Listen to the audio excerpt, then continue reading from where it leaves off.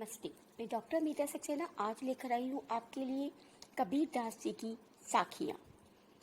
ऐसी वाणी बोलिए मन का आपा खोए, अपना तन शीतल करे औरन को सुख होए।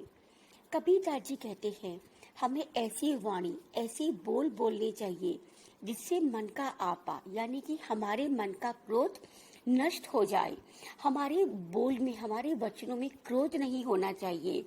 अपना तन शीतल करे औरन को सुख होए।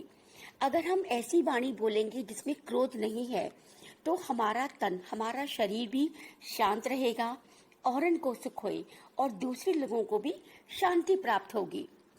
पूरे दोहे का अर्थ इस प्रकार है। कबीर दास जी कहते हैं हमें क्रोध और अहंकार दोनों को छोड़कर वचन बोलने चाहिए।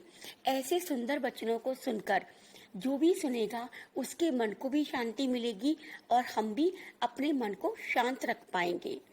आगे कबीर दास जी कहते हैं कस्तूरी कुंडल बसे मृग ढूंढे बन माही, ऐसे घटी घटी राम हैं दुनिया देखे नाही। कस्तूरी नाम के हिरण की नाभि में नेवल में एक कस्तूरी नाम की खुशबू होती है, तो हिरण का नाम भी कस्तूरी है और जो उसकी नाभि में जो सुगंध है उसकी इनबिल्ट उसके शरीर के अंदर उसको भी कस्तूरी कहा जाता है। मृग ढूंढे बन माही, कस्तूरी हिरण के पेट में नाभि में कस्तूरी नाम की सुगंध है, लेकिन बेचारा हिरण तो जानवर है, इसीलिए वो पूरे जंगल में ढूंढता है कहाँ है खुशबू कहाँ है खुशबू, लेकिन उसको नहीं मिलती। हम भी इसी तरह से हैं, ऐसे घटी घटी राम है दुनिया देखे नाही। इसी तरह से हम भी पूरी दुनिया में भगवान को ढूंढते हैं, लेकिन भगवान तो हर कण कण में है और हमारे भीतर भी हैं। इसीलिए जैसे कस्तूरी नाम का हिरण अपने अंदर की नाभि में छिपी खुशबू को पूरे जंगल में ढूंढता है और मर जाता है, इसी तरह से हम इंसान हर कण कण में छिपे भगवान को, अपने दिल में छिपे भगवान को नहीं ढूंढ पाते और उसे पूरी दुनिया में ढूंढते हैं और भटकते रहते हैं। अगला दोहा बहुत ही सुंदर है। जब मैं था तब हरि नहीं, अब हरि है मैं नाही। सब अंधियारा मिट गया जब दीपक देखा माही। जब किसी कमरे में अंधेरा हो तो उजाला करने के लिए क्या करते हैं आप लोग? दीपक जलाते हैं। तो जैसे ही अंधेरे को हटाना हो रोशनी लगाओ। इसी तरह से आपका दिल छोटा सा है, आपका हृदय, आपके हृदय में एक समय में एक ही चीज रह सकती है। जैसे कमरे में या तो लाइट होगी, रोशनी होगी या फिर अंधेरा होगा, इसी तरह से हमारे हृदय में या तो ईश्वर होंगे या फिर मैं अर्थात अहंकार होगा। कबीर दास जी कहते हैं जब मैं था तब हरि नहीं, अब हरि है मैं नाही। कबीर दास जी कहते हैं जब मेरे हृदय में अहंकार था, मैं था, तब मुझे प्रभु नहीं मिले, लेकिन जब मेरे अंदर का अहंकार खत्म हो गया तब मुझे प्रभु मिल गए। बिल्कुल इसी तरह से जैसे कि ज्ञान के आते ही अंधकार मिट जाता है और रोशनी के जलते ही आपका अज्ञान का अंधेरा भी मिट जाता है। सुखिया सब संसार है खावे अरु सोवे, दुखिया दास कबीर है जागे अरु रोवे।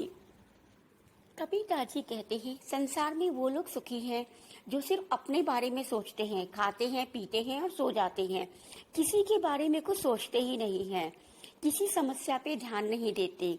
लेकिन कुछ लोग तो कबीर की तरह होते हैं जो अपने बारे में नहीं समाज के बारे में, दूसरों के बारे में सोचते हैं। इसीलिए उन लोगों को ज्यादा मेहनत करनी पड़ती है, वो आराम कम कर पाते हैं और दूसरों की भलाई में अपना पूरा जीवन लगा देते हैं। सुखिया सब संसारे खारे अरु सोवे, मतलब संसार में वही लोग सुखी हैं जो सिर्फ स्वार्थी हैं, अपने बारे में सोचते हैं, खाते और सोते हैं। लेकिन जो कबीर की तरह हैं, समस्याओं के बारे में सोचते हैं संसार की, वो पूरी जिंदगी दुखी रहते हैं। धन्यवाद। नमस्ते। आज हम कबीर के आगे के 4 दोहे पढ़ेंगे। विह भुअंगम तन बसे मन न लागे कोई, राम वियोगी ना जिवे जिवे तो बौरा होई। कबीर दास जी कहते हैं जब कोई अपना हमसे बिछड़ जाता है तो हमें कितना दुख होता है, बिल्कुल उतना जैसे सांप के काटने पर होता है, और अगर सांप में काट ले तो कोई भी दवाई काम नहीं करती। इसी तरह से अगर भगवान हमसे रूठ जाएं तो हम जी नहीं सकते, और अगर हम जीते हैं तो बिल्कुल पागलों की तरह से, बाबरों की तरह से जीते हैं। इस दोहे का गूढ़ अर्थ समझिए।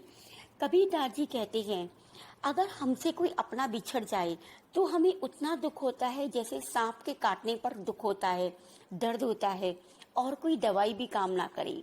बिल्कुल इसी तरह से अगर हम भगवान से दूर हो जाते हैं तो हमें कोई भी दवाई, कोई भी चीज असर नहीं करती, हम दुखी रहते हैं। हमें भगवान नहीं मिलते, हम दुखी रहते हैं, एक तरह से मर जाते हैं। और अगर मर ना पाए तो हम पागल तो जरूर हो जाते हैं। निंदक नेड़ा राखिए आंगन कुटी बंधाए, बिन सावन पानी बिना निर्मल करे सुभाए। बिन पानी साबुन बिना, राजस्थानी शब्द है।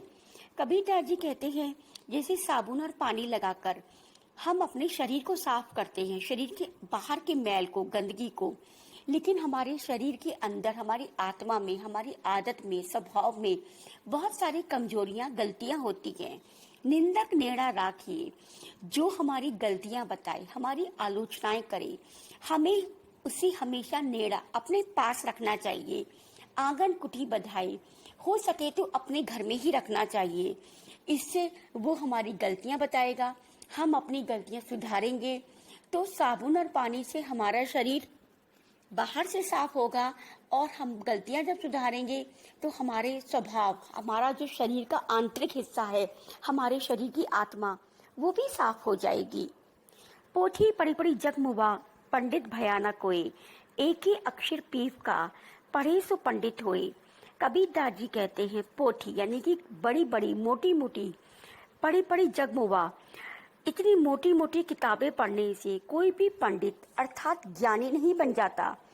ज्ञानी इंसान कब बनता है?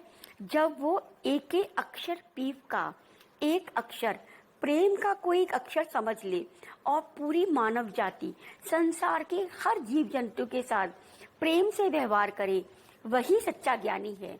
तो ज्ञानी होने के लिए किताबें पढ़ना आवश्यक नहीं है, आपको प्रेम पूर्वक व्यवहार सबके साथ करना चाहिए, तभी आप ज्ञानी बन पाएंगे।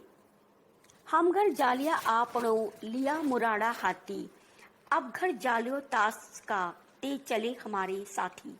हम घर जाला आपना, जालिया आपना मतलब अपना जला दिया है। लिया मुराड़ा हाथी, मुराड़ा मतलब मशाल, जो टॉर्च होती है ओलंपिक्स में देखी होगी आपने। हाथी यानी कि हाथ में, एलिफेंट का बात नहीं है, हाथ में, इन हैंड। तो कबीरदास जी कहते हैं, मैंने अपना घर जला लिया है, अपने हाथ में ली मशाल से।